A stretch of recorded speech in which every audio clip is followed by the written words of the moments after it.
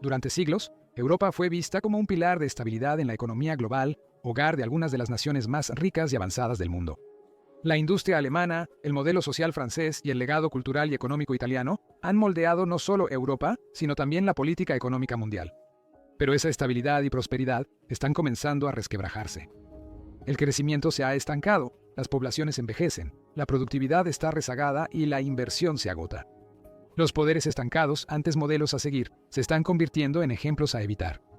Alemania está replanteando su estrategia industrial, Italia enfrenta un estancamiento estructural prolongado y Francia busca equilibrar protección social y competitividad económica. Hemos cubierto estas historias individualmente en el pasado, pero juntas revelan una historia más profunda.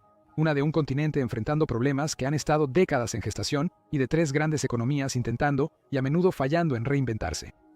Esta es la realidad económica de Europa, estancamiento, fragilidad y una lenta erosión del poder que una vez dio por sentado. Alemania es tan famosa por su destreza en ingeniería como por sus jarras de cerveza, salchichas y una historia complicada. Alemania se ha convertido recientemente en la tercera economía más grande del mundo detrás de China y los Estados Unidos después de superar a un Japón estancado. Alemania es la economía más poderosa e influyente en la Unión Europea y gran parte de su éxito se debe a su capacidad para producir bienes manufacturados de alta gama. Por supuesto, existen los autos nacionales, pero eso representa solo una proporción sorprendentemente pequeña del total de la producción manufacturera del país y una parte aún menor de sus exportaciones. Alemania hace honor a su reputación al convertirse en líder mundial en una amplia gama de productos de ingeniería, desde aviones hasta dispositivos médicos y centrifugadoras para energía nuclear. Si algo requiere hacerse bien, probablemente exista una fábrica alemana fabricándolo. O al menos, lo había. Numerosos desafíos internos y externos han presionado significativamente la industria alemana, llevando a muchos economistas y comentaristas a predecir que el país podría perder por completo su dominio industrial. Esa afirmación representaría un cambio significativo en el comercio nacional, regional y global. Pero incluso si se cumple, puede que no sea tan malo como suena para la tercera economía más grande del mundo, y para descubrir por qué, siempre debemos responder algunas preguntas importantes. ¿Por qué los economistas predicen el fin del dominio industrial de Alemania? ¿Por qué está sucediendo esto ahora? Y finalmente, ¿por qué esto podría ser en realidad algo bueno para Alemania? A medida que el mundo se ha abierto a una mayor cooperación global con comercio más libre de bienes y servicios entre países, ha habido un cambio hacia los países especializándose en lo que hacen mejor. China tiene una gran población industrialmente capaz, una buena posición global para el comercio y un sistema político que ha permitido su rápida expansión, convirtiéndose en un centro global de fabricación de bajo costo. Singapur, con una pequeña masa de tierra y población, ha desarrollado un sólido sistema político. Ubicado en la ruta comercial más concurrida del mundo, se ha convertido en un destino altamente competitivo para negocios y reabastecimiento de combustible. Estas cualidades económicas llevan a la ventaja comparativa. A pesar de los esfuerzos de Singapur, su territorio y población limitados le impiden competir con la potencia industrial de China. Asimismo, sin cambios drásticos en el funcionamiento del país, ninguna compañía internacional moverá sus operaciones a China debido al alto riesgo político que representa. Esto significa que China tiene ventaja comparativa en producir bienes manufacturados básicos, mientras que Singapur la tiene en brindar servicios financieros y operar como un centro de servicios global. Mientras estos países cooperen entre sí, sus fortalezas y debilidades están bien balanceadas. Singapur puede comprar bienes baratos de China, y las empresas chinas pueden usar Singapur para reabastecerse o administrar finanzas internacionales. A nivel individual, nos hemos enriquecido al especializarnos en roles que hacemos bien y dejando que otros hagan lo mismo, para luego comerciar entre nosotros. La mayoría de las personas no saben cómo operarse a sí mismas, pero está bien porque pueden pagar a los médicos para hacerlo con el dinero que han ganado de su trabajo especializado. El libre comercio y el aprovechamiento de la ventaja comparativa permite que las economías nacionales hagan lo mismo de manera efectiva, lo cual en teoría debería ser genial. La especialización de roles en las economías modernas es una de las principales razones de la riqueza actual del mundo, pero puede generar problemas a nivel nacional. Dentro de las economías, especialmente las avanzadas y políticamente estables, existen autoridades e instituciones para resolver desacuerdos a nivel personal. A escala mundial, no hay nada igual. Existen mediadores como la Organización Mundial del Comercio y la Organización de las Naciones Unidas, pero si un país decide cortar el comercio con otro, a menos que le declare la guerra, no hay mucho que se pueda hacer. Este problema de ocupar un lugar valioso en el comercio global, sin depender excesivamente de él, es particularmente importante en Alemania debido a sus ventajas únicas. Alemania cuenta con una fuerza laboral altamente calificada en ingeniería y manufactura, una posición geográfica favorable en Europa y ha tenido acceso a energía barata durante décadas. Esto le dio una fuerte ventaja comparativa en la producción de bienes industriales de alta gama. Comúnmente, al buscar una ventaja económica en la manufactura, lo primero que se considera es disminuir el costo de la mano de obra para que las fábricas paguen menos a sus empleados y así reducir los costos generales de producción.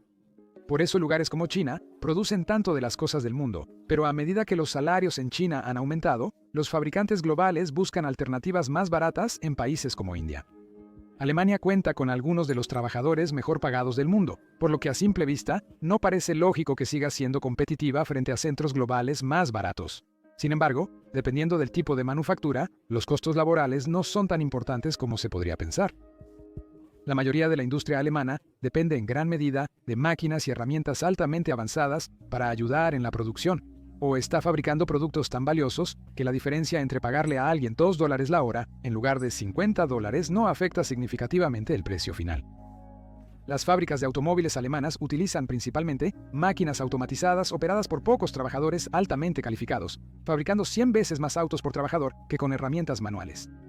A esa escala, pagar más a los trabajadores alemanes altamente calificados ha sido competitivo porque la ventaja proviene de tener las máquinas y la experiencia para usarlas, en lugar de tener trabajadores dispuestos a aceptar el salario más bajo posible. En comparación con otros productos que China suele fabricar, estos tienden a ensamblarse con herramientas más básicas y mayor trabajo manual. También hay autos alemanes hechos a mano, pero suelen ser extremadamente valiosos, donde el consumidor final está dispuesto a pagar una prima por un auto construido a mano en Alemania. La reputación global de Alemania ha sido uno de los factores más importantes que contribuyen a su ventaja comparativa en la fabricación. Un ejemplo más claro de esto serían los productos fabricados por Siemens. Un nombre terrible para un video de YouTube, pero aún así uno de los mayores fabricantes del país. Fabrican centrifugadoras nucleares y sus componentes relacionados. Estas máquinas cuestan cientos de millones de dólares para producir e instalar. Solo Alemania y unos pocos países más estarían autorizados a producirlas sin causar tensiones geopolíticas, ya que no solo la reputación de la ingeniería alemana estaría en juego. Los costos laborales para estas máquinas son mínimos, por lo que el alto costo de la mano de obra alemana no representa un problema. Otros costos, especialmente la energía, son más relevantes para la industria altamente mecanizada de Alemania. En el pasado, esto ha sido una de las mayores fortalezas del país. Desde mediados de los 90, ha podido bombear gas natural muy barato directamente desde Rusia y Noruega, que tienen algunas de las mayores reservas de esta fuente de energía en el mundo. Los problemas de los últimos 2 años y los costos energéticos más altos están teniendo un impacto mayor en la manufactura alemana que los salarios elevados, lo cual está impulsando un cambio lejos de Alemania. La crisis energética afectó severamente a muchas empresas alemanas debido a la dependencia del país de los combustibles fósiles baratos para alimentar sus fábricas de alto consumo energético. Pero la manufactura alemana ya estaba en declive mucho antes de eso, y esta tendencia también se puede explicar explorando cuidadosamente qué contribuyó a la ventaja comparativa del país en primer lugar. La talentosa y calificada fuerza laboral está envejeciendo, y gracias a los generosos beneficios de jubilación del sistema económico del país, las personas se retiran antes de lo necesario. A nivel individual, esto es fantástico. Las personas no deberían sacrificar su calidad de vida por métricas económicas, pero las empresas en Alemania luchan con esto. Usualmente, las economías desarrolladas compensan esto atrayendo migrantes calificados de naciones con menor nivel de vida, pero Alemania también ha enfrentado dificultades en este aspecto. Los trabajadores calificados se sienten menos atraídos por Alemania en comparación con países como Australia, Canadá, el Reino Unido y especialmente Estados Unidos. Ahora, parte de esto es solo el lenguaje. El inglés es un primer y segundo idioma mucho más hablado que el alemán, pero también hay otros factores. Los altos estándares de formación que han dado a Alemania una sólida reputación en la fabricación hacen que incluso los trabajadores que quieren pasar a roles de baja cualificación deban pasar por certificaciones burocráticas que pueden tardar años en completarse. Independientemente de la causa, los resultados son los mismos. Alemania enfrenta una grave escasez de mano de obra con más de 750.000 vacantes sin cubrir en industrias clave del país. Lograr una ventaja comparativa por la calidad de fabricación también significó que era cuestión de tiempo hasta que otros países se equipararan. Hoy en día, la fabricación china no está tan atrasada respecto a la alemana como lo estaba antes. China está fabricando vehículos, baterías, aviones y maquinaria avanzada que compite con los productos alemanes. China aún produce productos de mala calidad, lo que le da una reputación por fabricar bienes inferiores, pero ha demostrado que puede competir en la fabricación avanzada. Actualmente, se producen más BMWs en China que en Alemania, y aunque esto pueda ser embarazoso nacionalmente, destaca como una gran oportunidad para Alemania se esconde tras esta aparente mala noticia. Las empresas alemanas cobran una prima por sus productos manufacturados porque los consumidores los perciben como una opción de alta calidad en comparación con otros países. Si es verdad o no, pregunta a quien haya intentado mantener un Volkswagen, pero la realidad no importa. Tampoco importa dónde se fabrican realmente los bienes. La gente ve una empresa alemana y asume que los productos fueron fabricados en Alemania.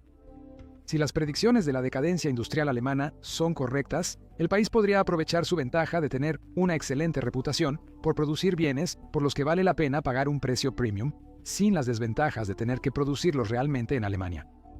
Que Alemania reduzca su producción es de muchas maneras algo que ya se esperaba. En comparación con otras economías avanzadas, incluso aquellas con grandes fabricantes de automóviles y de alta gama, Alemania tiene aproximadamente un 50% más de su población trabajando en empleos industriales. Estos trabajos pueden ser más productivos al proporcionar herramientas y tecnología avanzada a quienes los realizan para aprovechar su trabajo, pero hay un límite eventual. Un trabajador que construye un auto a mano tardaría un mes en ensamblarlo, mientras que un equipo supervisando prensas industriales y brazos robóticos podría producir 1000 al día. Al producir más, hay margen para pagarles salarios más altos en las economías avanzadas. Pero eventualmente es mejor para estos trabajadores simplemente pasar a roles de servicio, donde en lugar de supervisar la fabricación ellos mismos, pasan su tiempo estableciendo infraestructura y capacitando equipos en otros países para que lo hagan por ellos. Estados Unidos es la mayor economía mundial, principalmente porque alberga empresas que operan mayormente en el extranjero, pero traen de vuelta la riqueza generada por estas actividades. Alemania ha decidido, durante las últimas 3 décadas, hacer más cosas internamente, pero este alejamiento de la fabricación doméstica no es tanto un fracaso de sus industrias como el siguiente paso lógico para su economía avanzada. Pero eso no significa que no habrá problemas mayores. Si la tendencia de alejarse de la fabricación local persiste, significaría un cambio sustancial en una economía relevante y un cambio de tal magnitud tendrá repercusiones. En toda Alemania, los trabajadores protestan contra los cambios del gobierno en las subvenciones energéticas y las reglas fiscales, lo que por ahora afecta principalmente a la agricultura y el transporte, pero es un síntoma del cambio en la forma de hacer negocios en el país. Históricamente, Alemania ha tenido relaciones muy armoniosas entre los trabajadores y las empresas, pero eso se debe a que los trabajadores alemanes están bien representados por sindicatos muy poderosos y la economía de Alemania en sí se gestiona de tal manera para proteger los derechos de los trabajadores. Esto funciona mientras las empresas alemanas necesiten trabajadores alemanes, pero si pueden externalizar sus operaciones, podría socavar el sistema económico igualitario sobre el que se ha construido la Alemania moderna. Incluso desde la perspectiva de un macroeconomista puramente desalmado, preocupado solo por las cifras económicas clave, el alejamiento de la industria doméstica aún podría presentar riesgos. En teoría, la fuerza laboral podría pasar a roles de servicio más productivos y valiosos que enriquecerían aún más al país. Sin embargo, el cambio de instalar motores en automóviles a entrenar a un equipo extranjero para hacerlo requiere habilidades diferentes. No hay garantía de que este cambio conlleve mejores empleos para los alemanes, sino que podría resultar en menos puestos de trabajo. Instalar motores puede ser menos valioso que entrenar a un nuevo equipo para hacerlo, pero proporciona algo que hacer mientras haya autos por fabricar. Después de entrenar a un equipo extranjero para hacer el trabajo de un alemán, el trabajador alemán ya no es necesario. La reputación de un país es similar a la de una empresa, individuo o cualquier otra entidad. Las empresas alemanas deben mantener sus estándares en operaciones internacionales, o perderán rápidamente a los consumidores dispuestos a pagar un precio premium por un producto al menos teóricamente alemán. La desaceleración de Alemania sorprende, ya que por décadas fue el ancla económica de la Unión Europea. Pero mientras que los problemas de Alemania son relativamente nuevos, Italia ha estado luchando con el estancamiento durante mucho más tiempo. La economía italiana refleja los desafíos profundos que enfrentan regiones de Europa que no se recuperaron completamente de crisis anteriores, desde un crecimiento débil hasta una desigualdad persistente en una fuerza laboral en declive. Italia enfrenta simultáneamente la mayoría, si no todos, los principales desafíos económicos que otros países alrededor del mundo están experimentando, lo que la convierte en una de las economías más fascinantes del mundo. Italia enfrenta altos niveles de deuda nacional, una población envejecida, fuga de trabajadores jóvenes calificados, desigualdad regional, crecimiento lento, ingresos fiscales poco confiables y una industria que ha perdido competitividad a nivel mundial. Italia también es un caso de estudio increíble como país que ha enfrentado problemas como la globalización, el friendshoring y el comercio restringido, temas que están causando mucha preocupación entre países como Estados Unidos, Rusia, China, los estados del Golfo y, por supuesto, la propia Europa. Muchas de estas incógnitas son algo con lo que Italia ha estado lidiando durante al menos las últimas 2 décadas, lo que ha contribuido a que el país haya sido una economía en declive durante 15 años. Lo cual suena mal, pero extrañamente es algo que, por un lado, la economía está asumiendo con calma, y por otro lado, ha hecho que sea el hogar de algunas de las tasas más altas de pobreza en la Unión Europea, un conjunto de países que la gente normalmente asocia con relativa riqueza, al menos en comparación con la mayoría del mundo. Aunque las similitudes no sean perfectas, los economistas aún pueden aprender mucho de estos desafíos. Más allá de ser una gran visión de cómo podría ser el futuro de nuestras economías, Italia tiene características económicas fascinantes que vale la pena explorar, aunque solo sea porque son realmente interesantes. Italia, Alemania y Francia representan más de la mitad de la producción económica total de la Unión Europea, que en conjunto es la segunda economía operativa más grande del mundo. A pesar de su impresionante escala, la economía italiana podría ser mucho más grande de lo que el gobierno admite. En los últimos años, el mercado negro ha sido responsable de hasta 1/4 de la producción económica total de Italia, y aunque la suposición lógica aquí sería pensar en El Padrino, la realidad es aún más extraña e interesante. Para comprender las lecciones de la economía italiana, debemos responder algunas preguntas clave. ¿Cómo una de las economías avanzadas de más rápido crecimiento en el mundo dejó de crecer casi instantáneamente 3 veces? ¿Qué ha hecho bien y mal el país al enfrentar su larga lista de desafíos? ¿Quién fue realmente el culpable del estancamiento económico del país?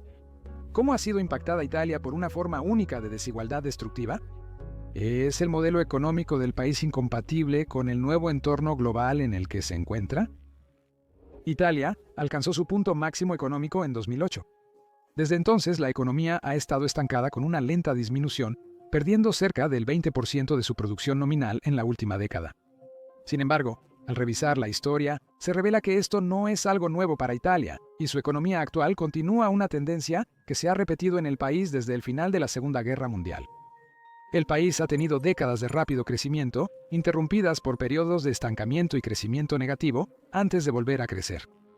La producción económica, aunque es solo una medida de la salud económica, nos cuenta una historia fascinante sobre cómo Italia llegó a su situación actual.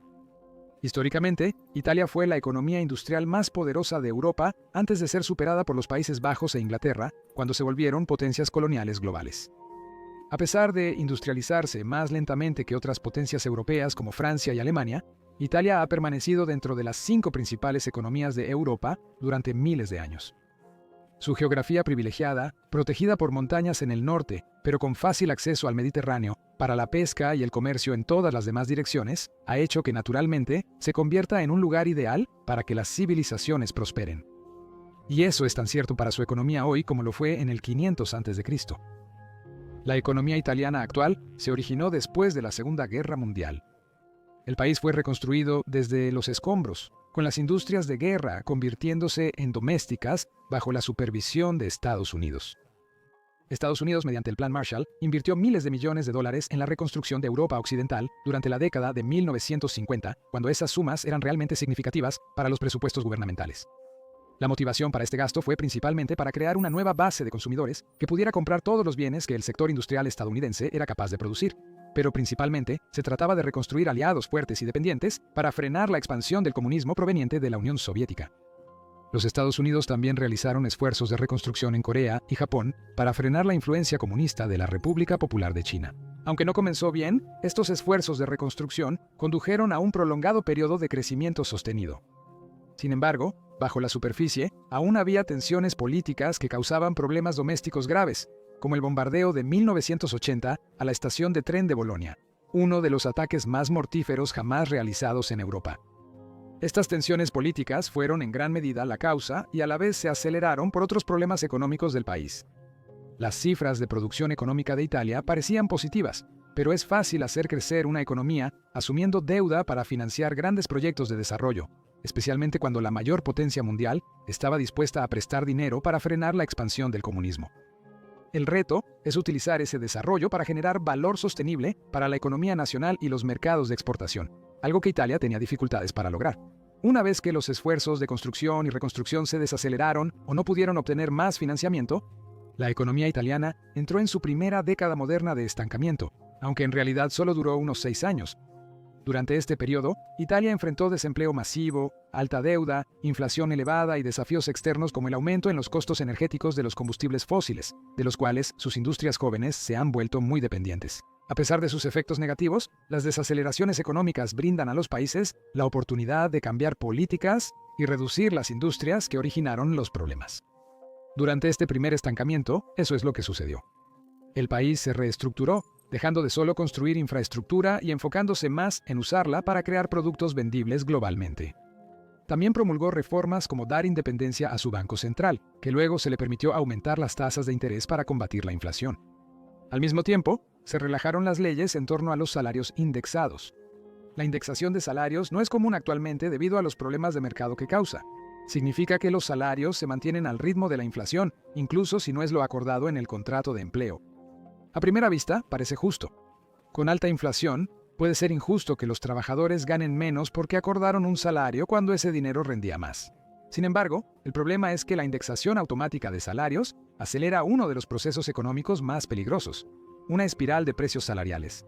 Si la inflación es alta, los trabajadores exigirán mayores salarios para afrontar el aumento en el costo de bienes y servicios que deben adquirir. Si las empresas acceden a pagar estos salarios más altos, tendrán que aumentar sus precios para mantener la rentabilidad y los precios más altos causan más inflación de nuevo. Lo único que salva a muchas economías de esto es el retraso entre la inflación y la demanda de las personas por salarios más altos. Si la inflación es baja, muchas personas no sabrán que sus salarios no están al día, lo cual es terrible para ellos, pero modera la economía.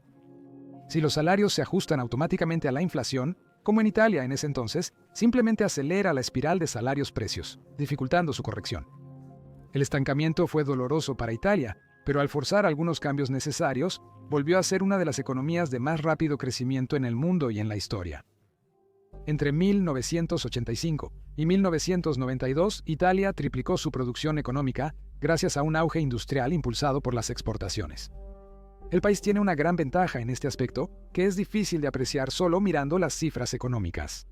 Los clientes internacionales pagan más por los productos hechos en Italia debido a su sólida reputación de alta calidad artesanal y habilidad en la fabricación de autos veloces, bolsos lujosos e incluso aceite de oliva.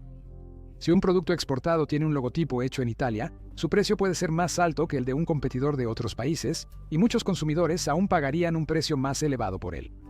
Algunos países recurren a medidas extremas para socavar a rivales internacionales y suministrar bienes más baratos y competitivos al mercado global.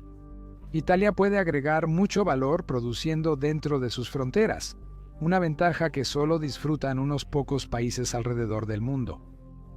Lamentablemente, estos buenos tiempos no duraron para siempre, debido a que el rápido crecimiento trajo de vuelta problemas fundamentales en la economía italiana. La deuda aumentó de nuevo porque el gobierno y la gente pidieron préstamos irresponsablemente, apostando por un mayor crecimiento futuro. El país también enfrentaba evasión fiscal. Las pequeñas industrias, que fueron la columna vertebral del milagro exportador italiano, eran notoriamente difíciles de gravar, y aprovecharse de los débiles controles gubernamentales y de vacíos legales mal diseñados para pagar poco o ningún impuesto, casi se convirtió en un pasatiempo nacional. En general, reducir impuestos y restricciones gubernamentales mientras se aumenta el gasto a través de deuda, ya sea voluntariamente o no, es una política económica expansiva clásica. Incluso si el gobierno no necesariamente tiene la intención de hacerlo, probablemente esto es lo que el país necesitaba para salir del atolladero en el que se encontraba en los años 80. Pero para poder entrar en la zona euro y usar la nueva moneda de la Unión Europea, Italia se vio obligada a poner en orden sus asuntos.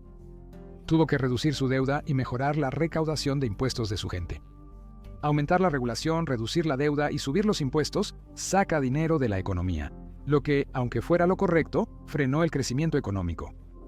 Durante los 90, la economía italiana entró en un estancamiento de casi una década. Afortunadamente, la adopción del euro en 1999 brindó una oportunidad dorada para que Italia comenzara a crecer nuevamente. Después de una breve pausa, el país, en lo que se estaba convirtiendo en un tema recurrente, más que duplicó su producción económica en menos de una década, volviendo a ser una de las economías avanzadas de más rápido crecimiento en el mundo. Entrar en la zona euro facilitó la atracción de inversión extranjera, trabajadores extranjeros y compradores extranjeros de sus bienes. Sus socios comerciales tampoco tenían que preocuparse por el riesgo de cambio extranjero de la notoriamente inestable lira. Las ventajas de la zona euro también coincidieron con el desarrollo general adicional de la manufactura italiana y el auge de industrias como el turismo. Luego, por supuesto, el país fue golpeado por la crisis financiera global y la crisis de la eurozona, y desde entonces ha caído en otro periodo de estancamiento. Pero esta vez, en lugar de durar menos de una década, ya lleva casi 15 años. La razón por la que hemos pasado tanto tiempo explorando los detalles de las singulares historias económicas de Italia, entre auge y estancamiento, es porque plantea una pregunta obvia para la nación. ¿Podrá hacerlo de nuevo? Aunque nadie puede predecir el futuro, menos los economistas, si la historia se repite, Italia parece estar atrasada para avanzar en esta peculiar escalera de producción económica. Lamentablemente, no es tan sencillo, ya que una serie de nuevos y viejos desafíos históricos hacen que un giro característico italiano sea improbable. Italia enfrenta una población envejecida. Tiene una de las poblaciones más viejas del mundo y gran parte de su fuerza laboral se acerca a la jubilación. Esto no sería un problema, excepto que la baja tasa de natalidad significa que no hay suficientes jóvenes uniéndose a la fuerza laboral para compensar a quienes la abandonan, y desafortunadamente se convertirán en una carga para los recursos. Este problema se ha acelerado por el hecho de que Italia tiene una de las tasas más altas de jóvenes graduados que emigran a países donde pueden ganar más dinero por sus habilidades. A inicios de este año hablamos con el profesor Villari de la Universidad de Bocconi, Italia. Como un respetado economista con experiencia formando a algunos de los estudiantes más brillantes de Italia, nos brindó una excelente perspectiva sobre este problema. De hecho, Italia es un emisor neto de graduados en lugar de un receptor neto, y eso es una de las partes de las que se queja el país. Así que nos encantaría atraer a más personas con un título en lugar de dejar que se vayan a otros países. Así que creo que desde la perspectiva del país es un problema, especialmente si eres uno de los países emisores. Sin embargo, permíteme decir dos cosas sobre esto. Una es que desde la perspectiva del nivel individual, tener más libertad de movimiento ciertamente está dando el incentivo correcto a las personas. Deseas construir una buena vida y tienes buenas ideas para lograrlo. Es fantástico para el mundo permitir que estas personas se muevan. El segundo punto de vista es que tenemos que entender desde la perspectiva de la competencia por talento que los países que están perdiendo a estos individuos, tal vez porque tienden a estar sobreeducados para el nivel de la economía en ese país, deberían pensar seriamente sobre las oportunidades que en un país o región específicos se les dan a estos individuos. La membresía en la Unión Europea ha empeorado este problema, ya que los estudiantes italianos que desean trabajar en Alemania, Francia, Países Bajos o Luxemburgo no necesitan visa, gracias a la política de la Unión Europea que permite a los trabajadores laborar en cualquier Estado miembro. Aumentar los salarios podría ayudar a frenar este éxodo de jóvenes italianos cualificados, pero las industrias del país ya no pueden permitirse competir con sus mayores rivales europeos porque simplemente no son tan productivas. El tamaño promedio de una empresa italiana es significativamente menor en comparación con otras economías europeas avanzadas. Italia tiene en promedio 3.6 trabajadores por empresa, mientras que el promedio para Europa Occidental es 15, es decir, 4 veces más trabajadores por organización. En economías industrializadas el tamaño sí importa, y las empresas más grandes pueden producir artículos más especializados y con mayor valor agregado. En la mayoría de las industrias avanzadas, agregar un trabajador adicional es beneficioso, porque permite a los empleados especializarse en un aspecto de la producción y perfeccionarlo. Los automóviles son una de las mayores industrias de Italia, y probablemente lo primero en que se piensa al mencionar la manufactura italiana, por lo que es un excelente ejemplo.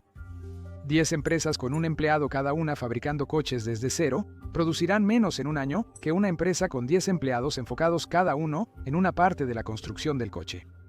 Si un empleado solo construye el motor, puede perfeccionar esa habilidad específica. Una empresa con 10 empleados también puede gastar 10 veces más en herramientas para esos trabajadores, lo que, aunque sigue representando exactamente el mismo costo por empleado, significa que las herramientas pueden ser más especializadas. El trabajador especializado en motores recibirá herramientas específicas para ello, mientras que el que hace todo el coche deberá distribuir su presupuesto de herramientas en todo lo necesario, haciéndolo menos especializado y eficiente. Las empresas italianas han fallado en invertir en tecnología, a pesar de tener herramientas para construir coches. Las computadoras y tecnologías relacionadas han incrementado enormemente el valor económico que un trabajador puede generar en un día. Un contador con Excel puede producir la misma cantidad de informes financieros que 10 contadores usando Abacus, siendo este un ejemplo clásico. Las pequeñas empresas de Italia se han quedado atrás respecto al resto de Europa en la adopción de tecnología, y la propia Europa Occidental se ha quedado atrás respecto a los Estados Unidos y muchas economías en Asia. Además de invertir en industrias eficientes, la tecnología se ha convertido en una industria masiva por sí misma, con la mayoría de las empresas más grandes del mundo siendo de tecnología. Italia, por supuesto, en cierto modo se beneficia de estas industrias artesanales porque le ayuda a mantener su reputación como un lugar donde las empresas priorizan la calidad sobre la cantidad al producir bienes de lujo. Pero países como el Reino Unido, Francia y Alemania logran lo mismo sin realmente hacer el sacrificio por el tamaño. Mercedes de Alemania emplea una cantidad similar de trabajadores a Fiat en Italia, pero Mercedes es mucho más premium y genera márgenes de exportación mucho mayores. La gran cantidad de pequeñas empresas en Italia es más difícil de grabar que pocas grandes empresas, lo que destaca otro problema económico del país. El mercado negro en Italia es muy grande para una economía avanzada, y a pesar de la reputación, la mayoría no se debe a la mafia, sino a negocios no oficiales que operan en mercados grises para eludir regulaciones y evitar impuestos. Anteriormente, hasta un cuarto de la economía nacional estaba conformada por industrias del mercado negro. Hoy esa cifra es cercana al 12%, lo cual es una mejora pero aún bastante malo, y no solo cuesta a la nación ingresos fiscales potenciales, sino que también contribuye a problemas sociales. La economía informal persiste en gran parte porque las personas carecen de alternativas viables. Italia es una economía avanzada, pero tiene algunas de las tasas de pobreza más altas de toda Europa. Esto es especialmente grave en el sur, más pobre que el norte, que también está luchando. Hoy, Italia se enfrenta a un alto desempleo, estancamiento económico, una población envejecida, industrias no competitivas, bajos ingresos fiscales, alta deuda y crecientes pagos de intereses con menos control sobre su moneda. Aumentar los impuestos y reducir el gasto para disminuir la deuda perjudicaría a las industrias locales ya en apuros. Pedir más préstamos conlleva el riesgo de bancarrota, pero no hacer nada probablemente empeore la situación. En economía y otras ciencias, se asume que avanzamos hacia una versión idealizada del futuro, ya que eso es lo que ha ocurrido durante los últimos 2 siglos. El mundo de hoy es miles de veces más rico que al comienzo de la revolución industrial, pero eso ha sido la excepción más que la norma. Italia es una de las muchas economías avanzadas que enfrentan dificultades para competir en una economía global cada vez más competitiva. El crecimiento que hemos disfrutado en el pasado no está garantizado en el futuro. Aunque los problemas de Italia están muy vinculados a la inestabilidad política y el declive industrial, el caso de Francia es totalmente distinto. La crisis de Francia es más filosófica: cómo equilibrar la productividad económica con la calidad de vida. El modelo francés, con sólidas protecciones para trabajadores y servicios públicos, comienza a resquebrajarse ante la presión económica global, pero sus ciudadanos no se rinden sin luchar. El modelo económico de Francia se acerca a un punto crítico. Francia ha sido una de las economías más exitosas en la historia, pero en la última década ha perdido de muchas maneras lo que la hacía especial en primer lugar por una serie de razones desafortunadas, aunque necesarias. Francia fue uno de los primeros países en iniciar la revolución industrial, pero lo hizo de manera diferente a sus rivales europeos, prefiriendo un enfoque lento que favorecía más a las pequeñas industrias artesanales sobre las grandes fábricas que comenzaban a dominar el mundo. Parte de esto fue por elección, y parte porque perdieron a sus trabajadores más calificados antes de darse cuenta de su importancia. Este desarrollo más lento, durante un período de rápida creación de riqueza global, significó que Francia construyó una economía que valoraba a sus trabajadores, tanto como otros países valoraban las fábricas que los empleaban. Esta tendencia histórica perdura hasta hoy, donde los trabajadores franceses son famosos por exigir lo que quieren de formas espectaculares. Pero este pasado único ha dado a Francia un futuro incierto. Hoy, el país está entre la espada y la pared. No puede permitirse seguir gestionando su economía como lo hace actualmente debido a problemas nacionales y globales, pero tampoco puede hacer los cambios radicales necesarios, o sus ciudadanos podrían simplemente irse en un caso de repetición de la historia. El compromiso al que está llegando el país es casi lo peor de ambos mundos. Francia, antes conocida por equilibrar un estilo de vida igualitario con una industria avanzada, ahora alberga a uno de los hombres más ricos del mundo que hizo su fortuna con bolsos de cuero y baratijas. Un hombre y una industria obviamente no son toda la historia de una economía nacional, pero son una señal de cambio.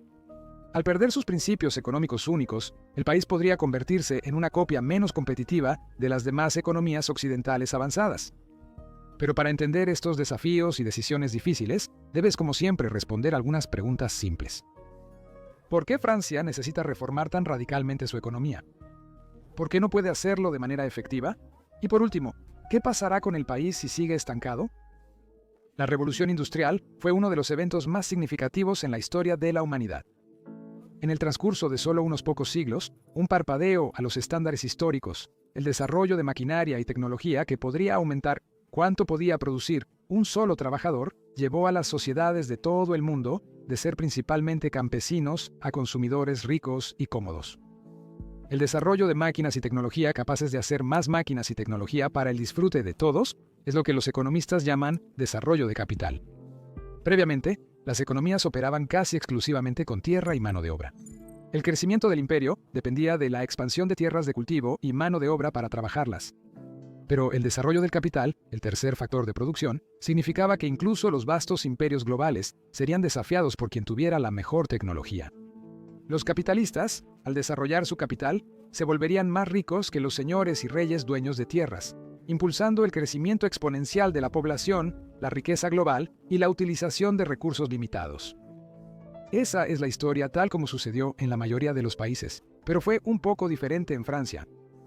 La revolución industrial no fue como encender un interruptor donde instantáneamente todos pasaron de ser campesinos a trabajar en líneas de producción, sino una transición lenta y gradual hacia la automatización básica. En Francia, a pesar de ser uno de los primeros países en adoptar la industrialización, esa transición fue más lenta que la de otros pares europeos.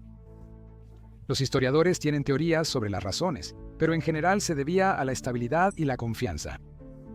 Francia, al comienzo de la revolución industrial, estaba ocupada con su propia revolución y luego en guerras regionales, lo que significaba que sus industrias, transporte y sistemas políticos se construyeron en torno a la lucha en lugar de la innovación.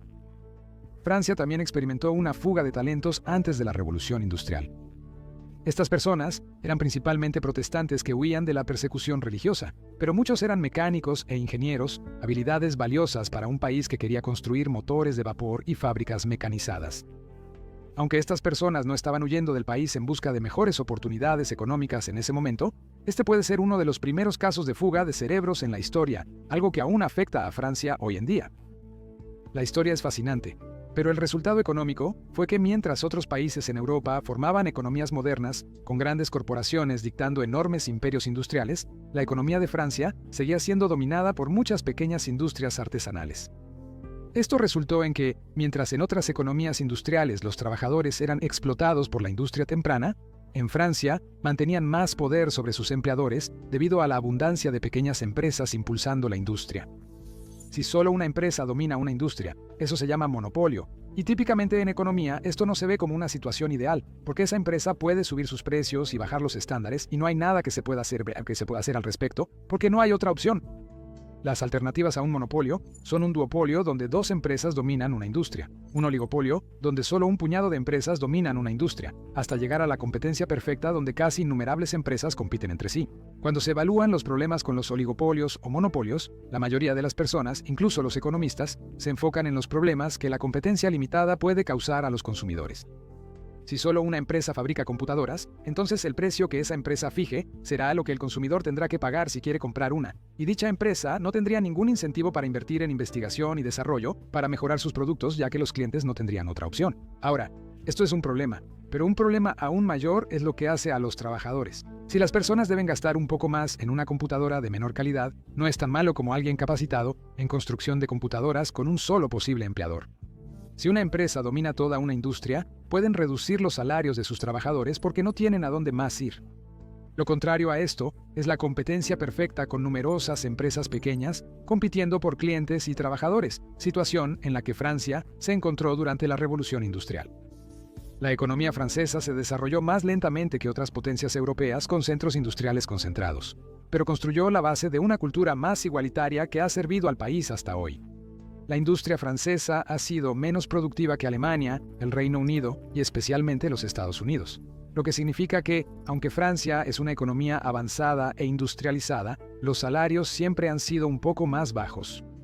Esto fue especialmente cierto en el periodo posterior a la guerra, donde los trabajadores franceses, y la mayoría de los trabajadores europeos, de hecho, trabajaron más horas que los trabajadores en los Estados Unidos, mientras aún producían menos en general. Actualmente, Francia ha sacrificado la producción económica absoluta por un estilo de vida más equilibrado, priorizando buenas condiciones laborales, fuertes protecciones para los trabajadores y jubilaciones seguras. Fue un intercambio que complació a la mayoría de los trabajadores franceses. Durante la mayor parte de la historia moderna de Japón, después de la Segunda Guerra Mundial, cualquier intento de desafiar las condiciones y protecciones laborales se encontró con una fuerte resistencia, similar a la que les habría servido bien en 1940. Esto llevó a la formación de otro elemento vital de la economía francesa actual. La mano firme del gobierno. Francia ha tenido una economía capitalista durante la mayor parte de los últimos 2 siglos, pero en ese tiempo ha limitado la influencia del libre mercado en ciertos sectores, con una fuerte participación del gobierno en algunas industrias. Tener muchas pequeñas empresas puede haber beneficiado a los trabajadores, pero también hay ventajas al tener algunas grandes organizaciones en una economía, ya que pueden operar a escalas y en industrias que las pequeñas no pueden. Tras la Segunda Guerra Mundial, Francia se percató de esta debilidad, y el gobierno intervino activamente para rectificar la situación, decidiendo que si no existen grandes operaciones, ellos mismos las crearían. Esta fue una política económica que llegó a conocerse como dirigisme. Disculpas a los francófonos por la mala pronunciación.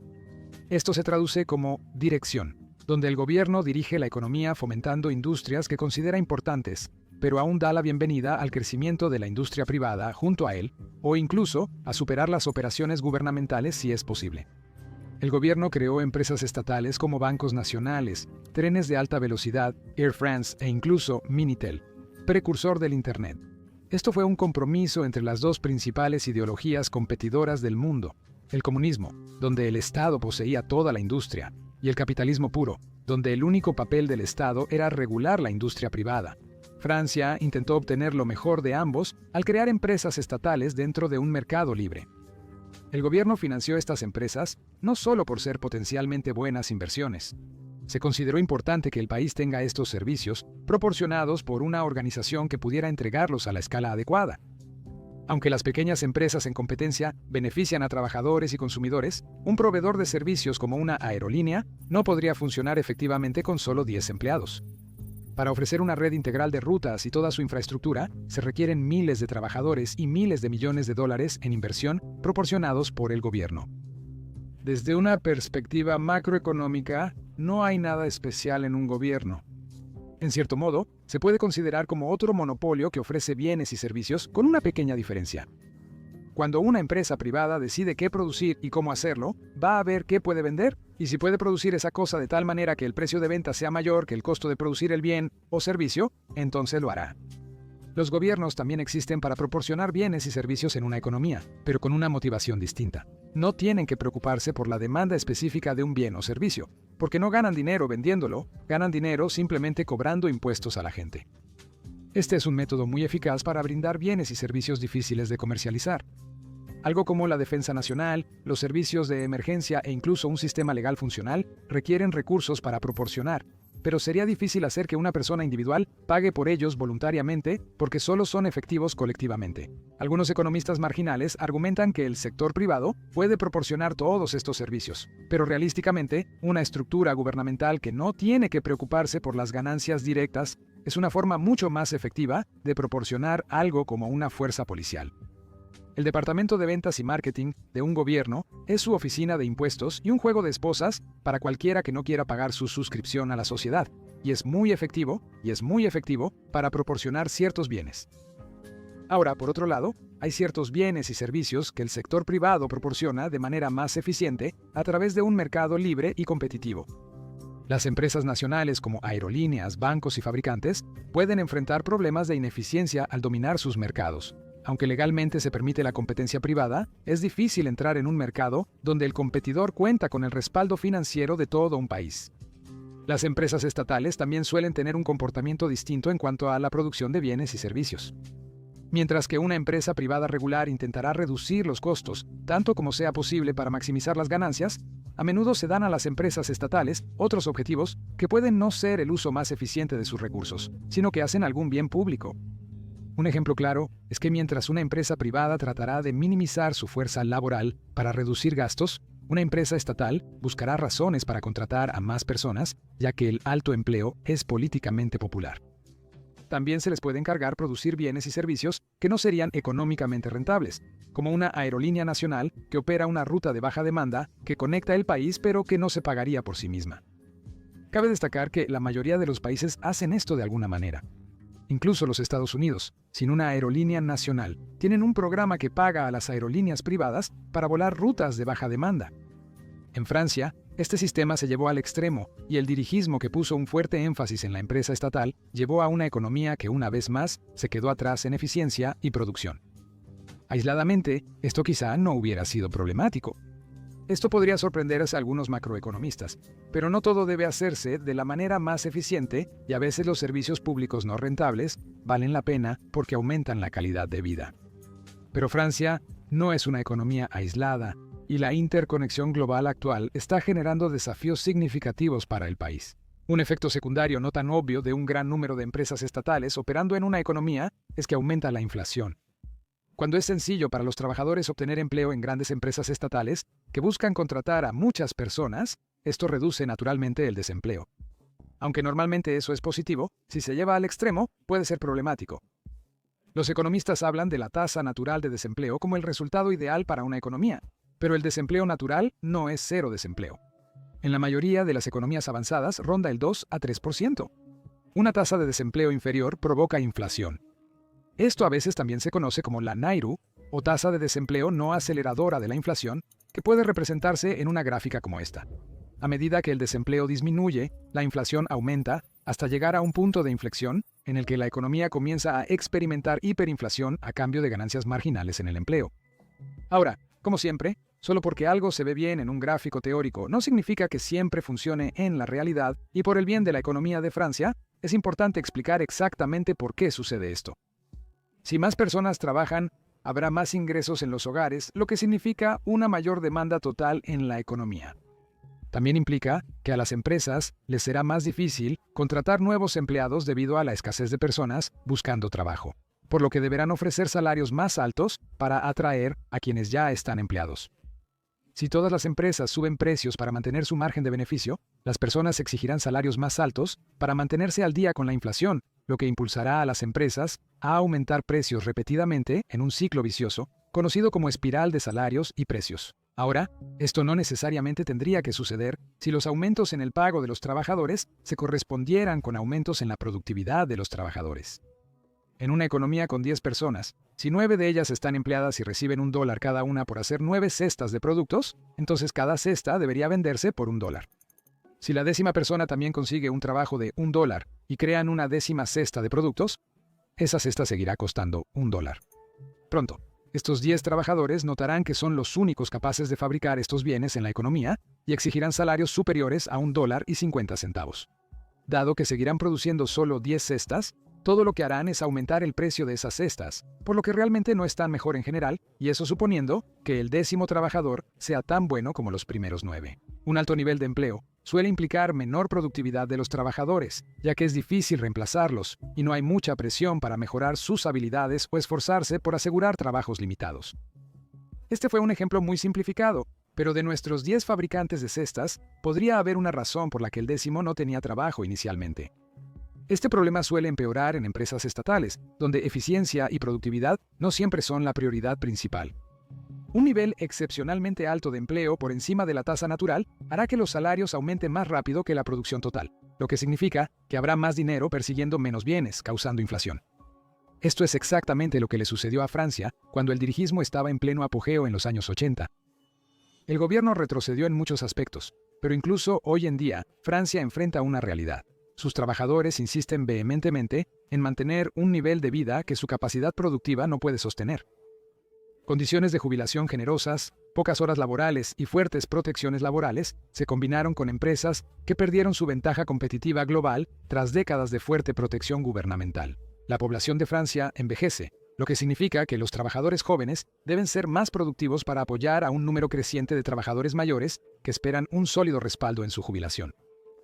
El gobierno podría intentar duplicar los altos impuestos y el control directo en la economía para hacer funcionar esto, pero además de posibles problemas con la Unión Europea, que insiste en el libre comercio entre países miembros, podría simplemente expulsar a más de los pocos jóvenes trabajadores restantes. Trabajadores franceses cualificados pueden ganar más en Alemania, Reino Unido y Estados Unidos. Francia tiene una de las tasas más altas de fuga de cerebros en economías avanzadas del mundo. Si suben los impuestos para sostener las fuertes protecciones y beneficios, más gente se irá. Asimismo, si eliminan esos sistemas e introducen una economía más competitiva, además de molestar a los participantes económicos con promesas de jubilación a los mismos 55 con una buena pensión, daría a los trabajadores menos razones para quedarse debido a la caída de salarios y el empeoramiento de las condiciones laborales. Francia está tratando de aumentar su productividad mientras reduce sistemas insostenibles y no competitivos, en una combinación de ambas estrategias. Francia todavía tiene algunas ventajas. Su reputación internacional como lugar de artesanía se ha mantenido desde que adoptaron un enfoque lento y constante para la industrialización. Hoy, algunas de sus mayores industrias venden productos que se benefician de esa percepción. Un bolso de cuero hecho en Francia podría costar $100 en producción, pero se vendería fácilmente por 100 veces ese valor, siendo una industria que agrega un valor incomparable. Sin embargo, Francia ha estado viviendo por encima de sus posibilidades durante demasiado tiempo. Francia ha brindado a su fuerza laboral muchas protecciones y una buena calidad de vida, de la que otras economías podrían aprender. Sin embargo, ahora está siendo superada por lugares dispuestos a trabajar más duro y de manera más competitiva económicamente. Aunque nadie puede predecir el futuro, ni siquiera los economistas, el país está adaptando gradualmente su economía para operar más como otras superpotencias globales avanzadas. A largo plazo, esperamos que esto les beneficie, pero inevitablemente la deuda de vivir más allá de los propios medios debe pagarse eventualmente, incluso para una economía nacional. Así que desafortunadamente probablemente hay más cambios difíciles pero necesarios en el futuro previsible para Francia. Como se mencionó, la resistencia de Francia en estos temas es una de las cosas que la hace tan interesante económicamente. Aunque los cambios sean necesarios, los trabajadores franceses se aseguran de que su decepción se escuche. Alemania, Italia y Francia representan más del 50% de la economía de la Unión Europea. Sus luchas no son solo nacionales, son sistémicas. Fuerzas laborales envejecidas, baja productividad y estancamiento político son problemas comunes entre países a pesar de sus historias únicas. Europa está entrando en una era donde el crecimiento no está garantizado. Estas economías avanzadas definen la prosperidad moderna y ahora muestran qué pasa cuando los viejos sistemas enfrentan nuevas realidades. La pregunta es, ¿quién se adapta y quién se estanca?